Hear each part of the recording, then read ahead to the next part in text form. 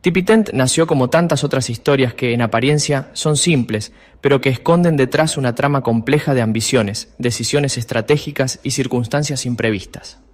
Corría el año 2017 y el ecosistema de la moda española vivía un momento peculiar. Instagram se había convertido en la pasarela más influyente del país. Ya no era necesario gastar fortunas en campañas publicitarias, ni tener un escaparate en la calle Serrano para llegar al público objetivo. Bastaba con un perfil bien cuidado, un puñado de fotos virales y una narrativa personal que conectara con miles, incluso millones, de seguidores. En ese contexto, las hermanas María y Marta Pombo decidieron dar un paso que parecía lógico: convertir su estilo de vida y su estética personal en una marca de moda.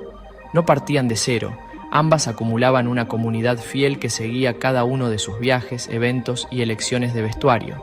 La idea no era solo vender ropa, sino vender un concepto de vida, juvenil, fresco, con un toque bohemio pero accesible, con el suficiente cuidado en el diseño para que no pareciera genérico, pero sin el coste prohibitivo de la alta costura.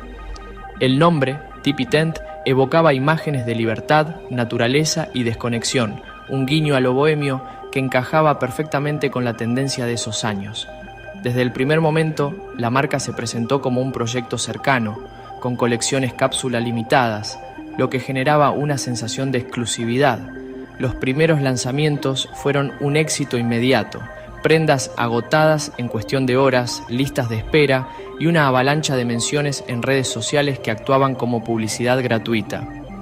En la industria, muchos veían a Tipitent como la demostración de que el modelo influencer plus e-commerce podía funcionar de manera casi automática. Lo que no todos sabían era que ese mismo modelo tenía vulnerabilidades graves que con el tiempo se harían evidentes. Durante los primeros años, el crecimiento fue constante. En 2018 y 2019, Tipitent comenzó a colaborar con pequeñas fábricas y talleres, pero pronto se trasladó parte de la producción a Asia, principalmente para reducir costes y poder competir en precio con marcas de moda rápida como Zara, Mango o Stradivarius. Este cambio, aunque comprensible desde un punto de vista financiero, implicaba riesgos, mayor dependencia de la logística internacional, tiempos de entrega más largos y un control de calidad más difícil de garantizar. Sin embargo, la demanda era tan alta que pocas personas cuestionaban estas decisiones. Al contrario, las redes sociales se llenaban de fotos de clientas luciendo vestidos, blusas y pantalones con el característico aire relajado de la marca. Pero algo comenzó a cambiar en el panorama de la moda española hacia 2020. La pandemia aceleró la entrada masiva de competidores internacionales en el mercado online. Shein, por ejemplo, irrumpió con una oferta casi infinita de prendas a precios bajísimos y con actualizaciones de catálogo diarias. Esto alteró las expectativas del consumidor. Lo que antes parecía un lanzamiento ágil, una colección nueva cada mes o cada 2 meses, ahora se percibía como lento. La presión por ofrecer novedades constantes empezó a aumentar y con ella la tensión dentro de la empresa. Internamente, Tipitent no contaba con una estructura empresarial robusta. El equipo seguía siendo relativamente pequeño para el volumen de negocio que manejaban y gran parte de las decisiones estratégicas pasaban por las fundadoras. Esta centralización podía ser efectiva en los inicios, pero a medida que crecía la marca se convertía en un cuello de botella. Además, la mezcla entre lo personal y lo profesional, algo casi inevitable en un proyecto familiar, empezó a generar fricciones. María y Marta tenían estilos y prioridades distintas y no siempre coincidían en la dirección que debía tomar la marca.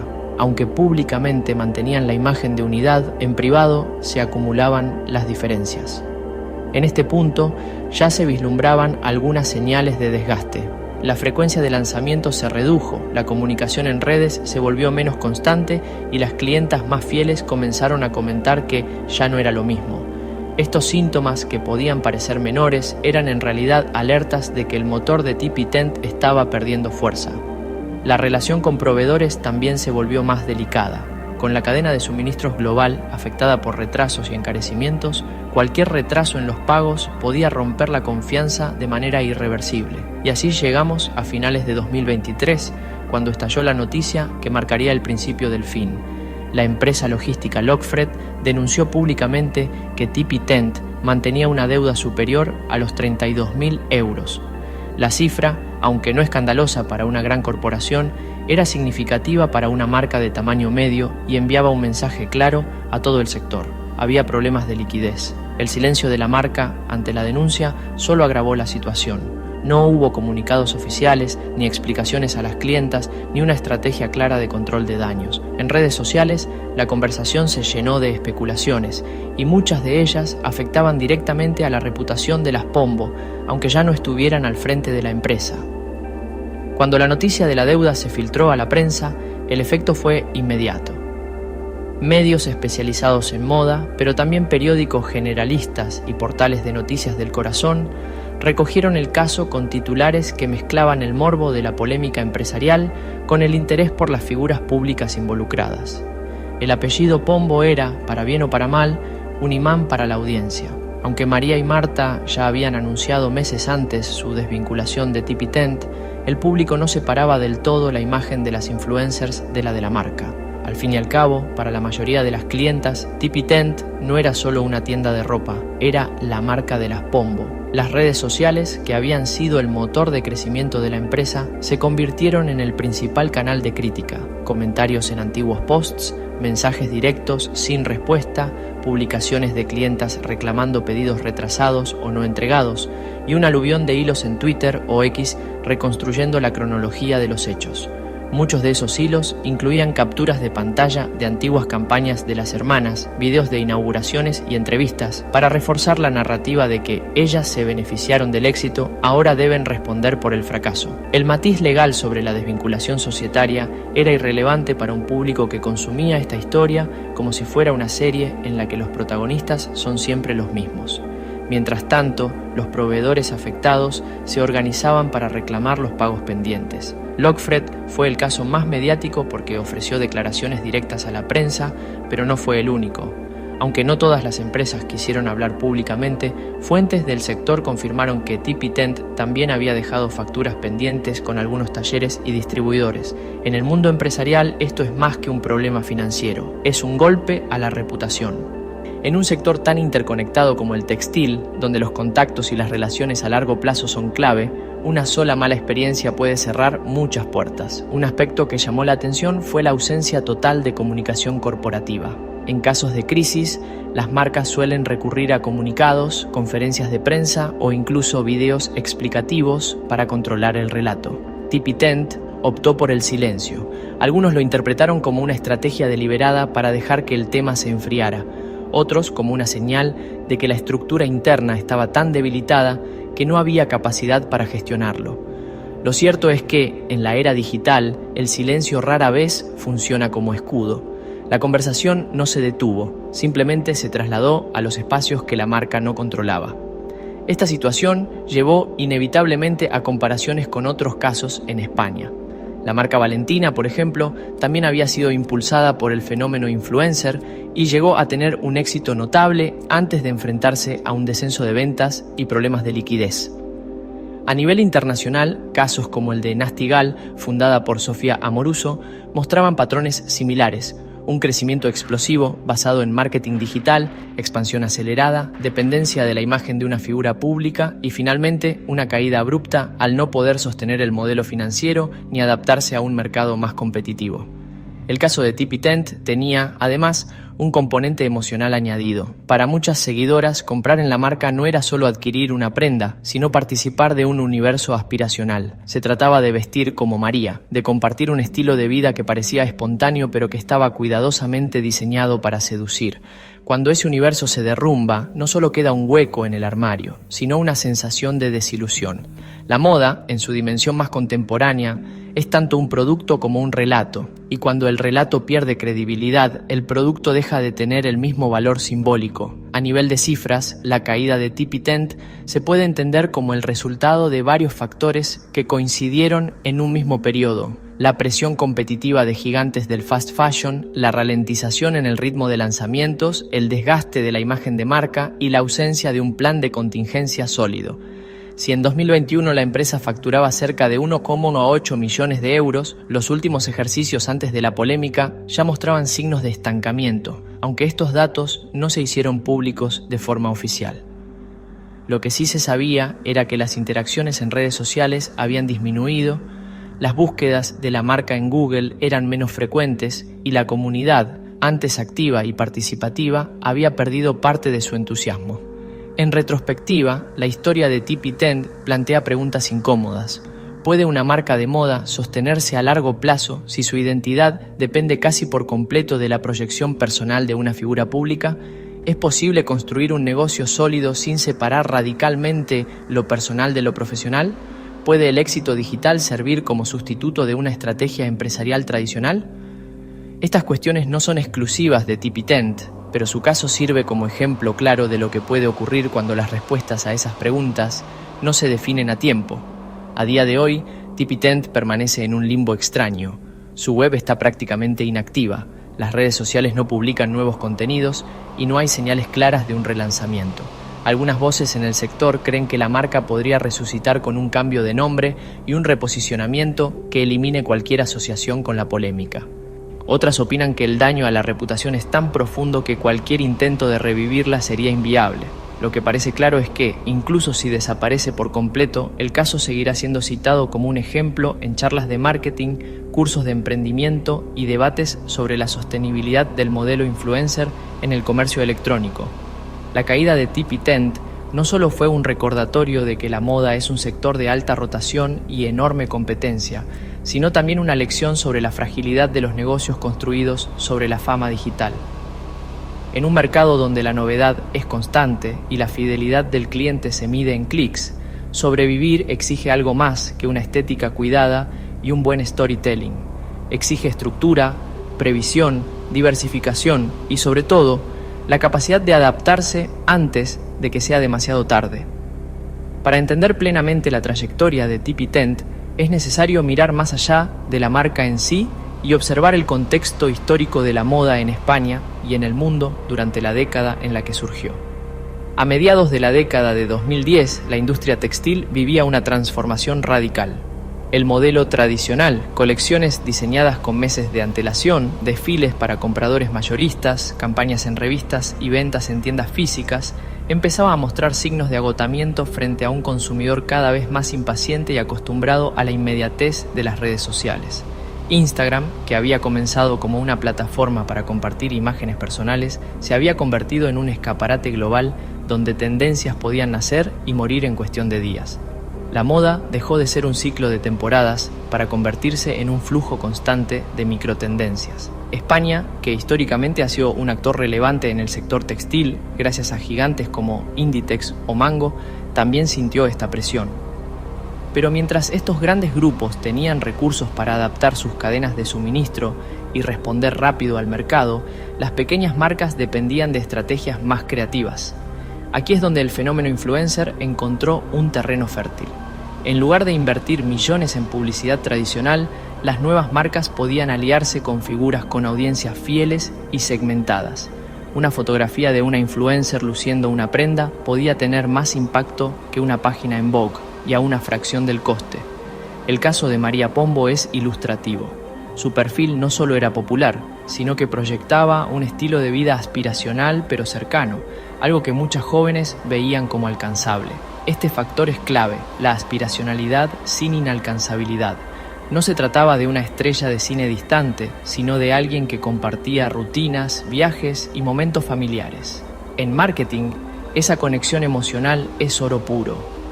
Así, cuando María, junto a su hermana Marta y Luis Jiménez, decidió lanzar TP10, ya contaban con un capital simbólico enorme, la confianza de una comunidad que estaba dispuesta a comprar no solo por la prenda en sí, sino por lo que representaba. El lanzamiento inicial de TP10 coincidió con un momento de entusiasmo generalizado por el emprendimiento digital. Programas de televisión, podcasts y medios especializados repetían historias de jóvenes que habían convertido una idea en un negocio rentable gracias a Internet. Las redes sociales eran vistas como una especie de democratizador del comercio, donde cualquiera con talento y visión podía competir con grandes corporaciones. Lo que pocas veces se mencionaba era que esta aparente igualdad de oportunidades también traía una enorme fragilidad. Un cambio en el algoritmo, un escándalo personal o una mala racha de ventas podían hacer tambalear incluso a la marca más prometedora. Durante sus primeros años, TP10 parecía esquivar esos riesgos. El catálogo estaba perfectamente adaptado al gusto de su público objetivo. Prendas versátiles, combinables, fáciles de fotografiar y de integrar en el estilo de vida que las Pombo mostraban en redes. Las campañas eran en realidad publicaciones personales, lo que creaba la sensación de autenticidad. El boca a boca digital funcionaba a la perfección. Clientas compartiendo sus compras, etiquetando a la marca y a las fundadoras, generando un efecto multiplicador. El punto de inflexión positivo llegó con el aumento de facturación en 2021, cuando alcanzaron los 1,8 millones de euros. Este crecimiento coincidió con un periodo en el que muchas consumidoras buscaban marcas que ofrecieran algo distinto a los gigantes del fast fashion. TP-Tent se presentaba como una alternativa más humana y alineada con las tendencias de sostenibilidad y producción limitada, aunque gran parte de su ropa provenía de producción en Asia, algo que no siempre se comunicaba de forma directa. Este matiz es relevante porque, aunque la narrativa era de cercanía y cuidado, la logística y el aprovisionamiento respondían a dinámicas más globalizadas y competitivas. Sin embargo, el éxito sostenido requería algo más que una buena estética.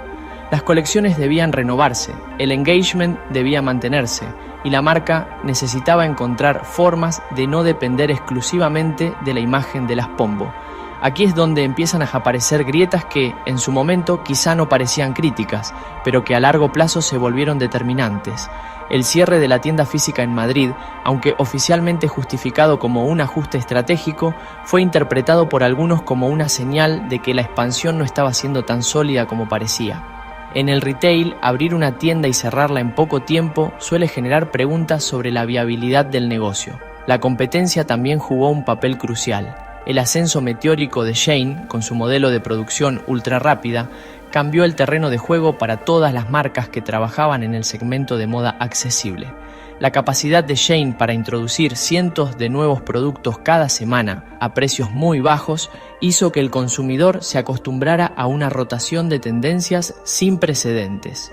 TP-Tent, con un catálogo más limitado y precios intermedios, quedaba atrapada en una zona complicada. Ni la exclusividad de una marca premium, ni la agresividad de precios de un gigante asiático. En paralelo, la vida personal de las fundadoras, especialmente de María, seguía atrayendo la atención mediática. Aunque esto mantenía su nombre en el foco público, también significaba que cualquier cambio o polémica personal podía afectar a la marca.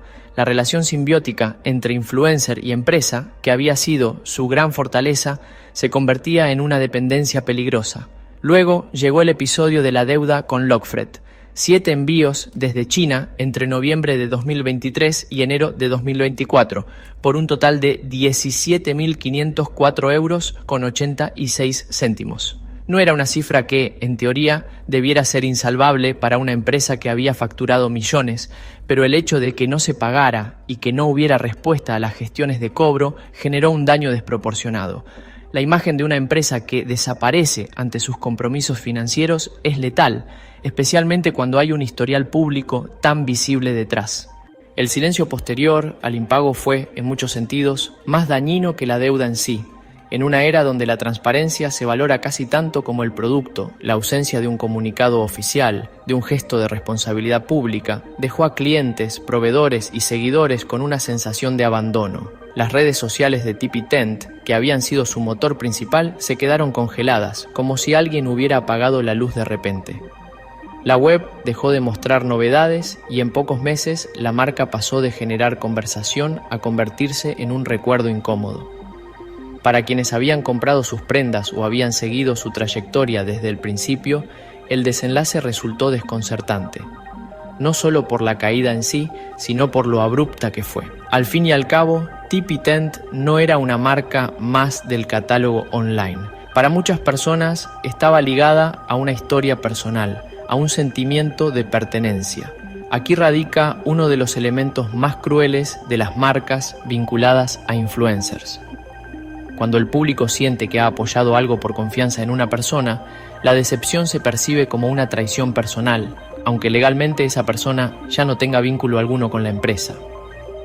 La desvinculación pública de María y Marta Pombo en julio de 2024 intentó marcar una frontera clara entre sus carreras personales y el rumbo empresarial de TP-Tent.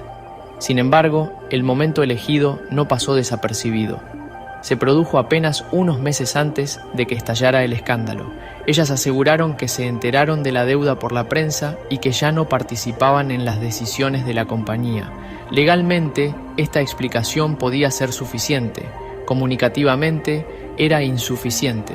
El nombre Pombo y Tippy-Tent estaban tan entrelazados en la mente del público que cualquier problema de la marca inevitablemente las salpicaba. En entrevistas posteriores, María Pombo confesó que la experiencia le había dejado una lección clara. No volvería a asociarse en negocios con familiares, no por falta de confianza personal, sino porque la presión de mezclar lo familiar con lo empresarial acababa desgastando las relaciones y dificultando la toma de decisiones objetivas. También expresó su deseo de que todos los implicados cobraran lo que se les debía, aunque no dio detalles de cómo se resolvería. Pero la falta de un plan concreto, sumada al silencio de la empresa, hizo que esas declaraciones quedaran como buenas intenciones más que como una hoja de ruta. La caída de Tippy-Tent empezó a ser comentada no solo en la prensa rosa o en las páginas de economía, sino también en círculos académicos y foros de marketing. Para muchos analistas, el caso reunía todos los ingredientes para convertirse en un ejemplo de manual sobre los riesgos de un modelo de negocio excesivamente dependiente de una figura pública. La narrativa inicial, jóvenes emprendedoras con una comunidad fiel, producto atractivo y ventas millonarias, parecía inquebrantable, pero en cuanto se retiró el soporte de la imagen y el interés mediático, la estructura quedó expuesta. Este patrón no es exclusivo de España. A nivel internacional, la historia de Tippy-Tent recuerda a la de otras marcas de moda digital que vivieron un ascenso meteórico seguido por una caída igual de rápida. Nasty Gal, fundada por Sofía Amoruso en Estados Unidos, es uno de los casos más conocidos. Comenzó como una tienda en eBay y se convirtió en un imperio de ventas online, solo para declararse en bancarrota pocos años después. En ambos casos, el carisma de la fundadora y la conexión con el público fueron claves para crecer y factores que, al desvanecerse, precipitaron la caída. Lo que diferencia a Tippy-Tent es el contexto español y la forma en que las redes sociales han transformado el panorama de la moda en el país. Antes, una marca podía vivir relativamente aislada del escrutinio constante.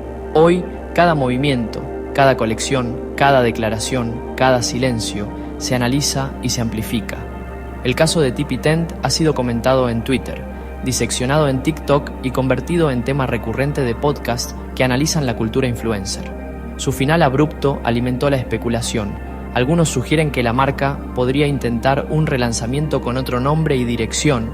Otros creen que la desaparición es irreversible y que cualquier intento de reactivación estaría condenado a arrastrar el lastre de la polémica. Más allá ya del morbo por la deuda y el cierre, lo que queda es una reflexión sobre la fragilidad de ciertos modelos de negocio. Tippy-Tent nació en un momento de euforia por las redes sociales, cuando el éxito parecía cuestión de acumular seguidores y likes, y durante un tiempo funcionó. Pero la moda, especialmente la que se mueve al ritmo de Instagram, exige una reinvención constante y una gestión interna impecable.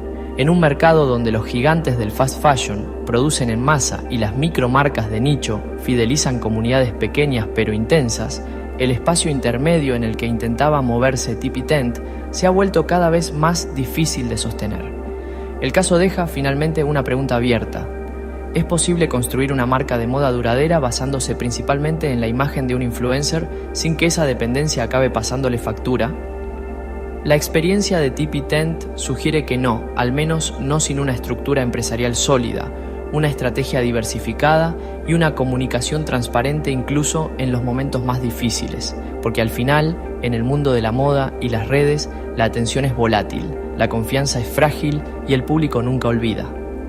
Para entender de verdad por qué la historia de Tippy-Tent ha despertado tanto interés, conviene mirar atrás y repasar el contexto histórico de la moda en España durante la última década. El sector textil español ha tenido desde los años 90 dos grandes polos. Por un lado, el imperio de Inditex y sus filiales como Zara, Pull&Bear o Massimo Dutti, que han perfeccionado un modelo de producción rápida, distribución global y precios competitivos.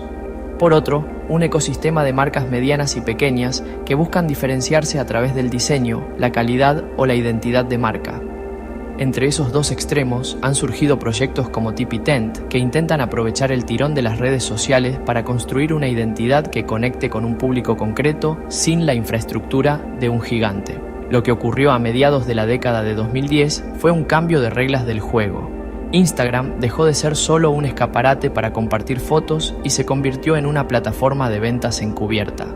Los influencers, inicialmente figuras aspiracionales con un estilo de vida envidiable, empezaron a convertirse en canales de marketing tan poderosos que podían agotar una colección en cuestión de horas.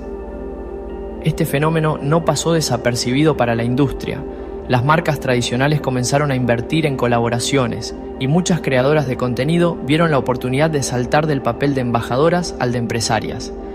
María y Marta Pombo se movieron en ese nuevo terreno como pez en el agua. Con una comunidad fiel y en constante crecimiento, lanzar su propia marca era un paso lógico y, durante un tiempo, les salió bien. El problema es que esta burbuja influencer tenía una fecha de caducidad que pocos querían reconocer. Al principio, el público sentía que compraba algo más que ropa. Compraba cercanía, autenticidad, un pedazo de la vida que veía en Instagram. Pero con el tiempo, ese vínculo emocional empezó a desgastarse. La saturación de colaboraciones, el aumento del contenido patrocinado y la repetición de estrategias de marketing hicieron que el impacto de cada lanzamiento fuera menor. En otras palabras, lo que antes parecía un fenómeno orgánico empezó a oler a estrategia predecible. Además, el ritmo de producción de la moda digital impone una presión brutal. Un influencer puede generar deseo con una publicación, pero si la prenda no está disponible inmediatamente, el momento se pierde. Tipi Tent, como muchas otras marcas pequeñas, dependía de proveedores externos y no tenía la capacidad de responder con la misma velocidad que un gigante como Shein, capaz de producir y enviar en días. Esta diferencia logística se hizo cada vez más evidente a medida que el consumidor se acostumbraba a la gratificación instantánea. La deuda con Lockfred fue el golpe visible, pero no la única señal de que algo no funcionaba. Antes de eso, algunos clientes ya habían empezado a quejarse en redes sociales de retrasos en los envíos, problemas de tallaje o falta de reposición de productos. Nada grave por separado, pero acumulado generaba un desgaste silencioso. En el mundo digital, la reputación es un capital tan frágil como valioso. Basta con unos pocos hilos virales en Twitter o reseñas negativas para erosionar años de trabajo. Cuando se analiza la trayectoria de Tipi Tent a la luz de otros casos, se dibuja un patrón preocupante. La marca Valentina, también española, experimentó un crecimiento rápido apoyado en redes y tuvo que hacer frente a críticas por su gestión interna. En otros países, ejemplos como el de Revolve muestran que es posible crecer desde Instagram y consolidarse, pero a costa de profesionalizar cada área del negocio y reducir la dependencia de una sola figura mediática. Tipi Tent, en cambio, se mantuvo muy vinculada a la imagen de las Pombo hasta prácticamente el final, sin diversificar su narrativa de marca. La reflexión final que deja este caso va más allá del mundo de la moda. Habla de cómo la economía de la atención, basada en la visibilidad constante, puede dar la ilusión de éxito sin necesariamente generar una base empresarial sólida. Habla también de la confusión entre popularidad y rentabilidad. Tener miles de seguidores y ventas puntuales no siempre se traduce en un negocio sostenible a largo plazo y, sobre todo, plantea una pregunta que todavía resuena. ¿Cuánto tiempo puede sostenerse una marca cuya principal propuesta de valor es que la lleve alguien famoso? En el caso de Tipi Tent, la respuesta parece haber sido no lo suficiente, pero su historia seguirá siendo estudiada, comentada y para algunos hasta imitada, porque la tentación de repetir la fórmula de influencer más marca sigue ahí. La lección, sin embargo, está sobre la mesa. No basta con conquistar la atención. Hay que construir una estructura capaz de sobrevivir cuando esa atención inevitablemente se desvanezca. Porque en el mundo real, fuera de las pantallas, las facturas hay que pagarlas, y el silencio, por muy estético que sea en una foto, no resuelve nada.